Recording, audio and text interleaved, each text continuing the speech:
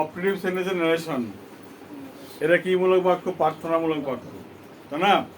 তাহলে এইখানে দেখি এটা প্রধান বাক্য থাকবে, কমা ইনভার্টেড কমা এটা থাকবে, ইনভার্টেড কমার মধ্যে একটা বাক্য থাকবে। এই বাক্যে একটা মজার বিষয় আছে। এটা মজার বিষয় কি?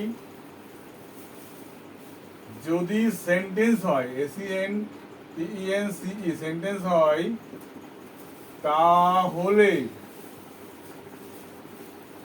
তার শর্ত অনুসারে পরিবর্তন।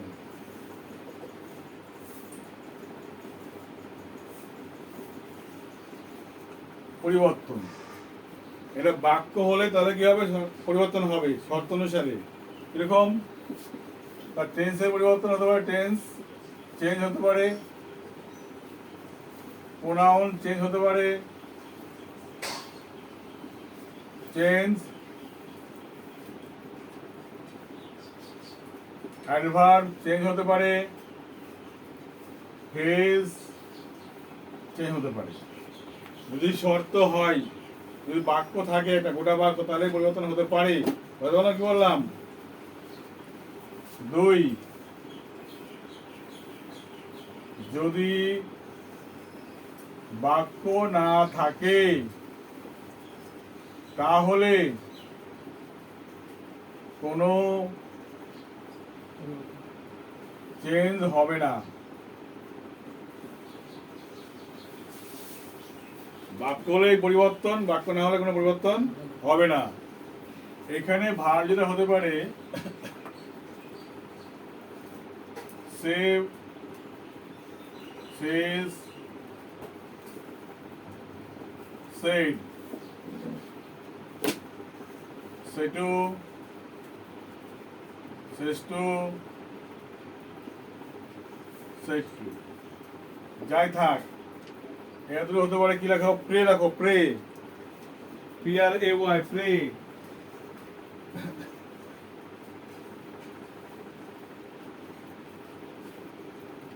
প্রে লেখো, PRAY, pray.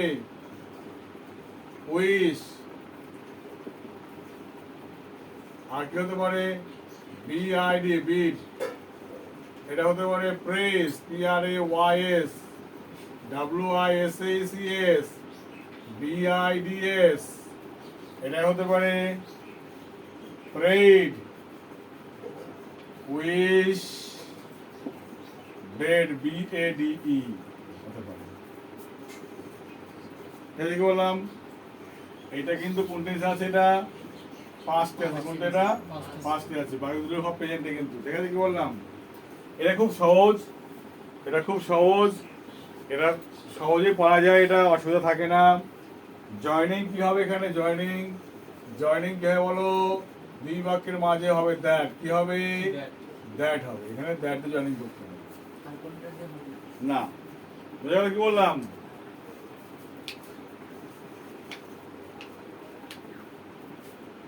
He says to me, may God bless you. হলো? আরেকটা বাক্য দিয়ে দুটো শিখাচ্ছি, দেখো। He said to them, comma and comma,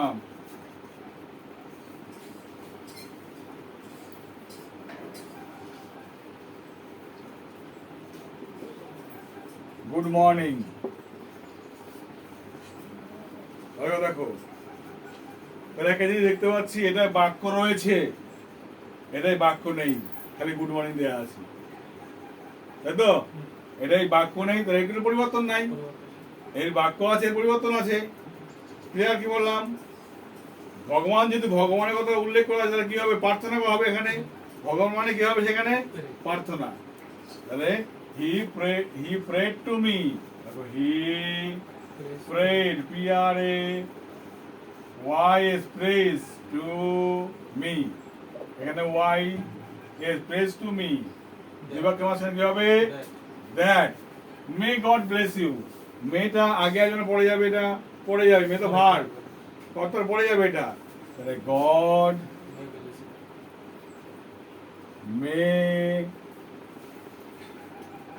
bless ইউটাকে me, me কি থেকে পরিবর্তন করতে হবে, তাহলে মি হবে এখানে।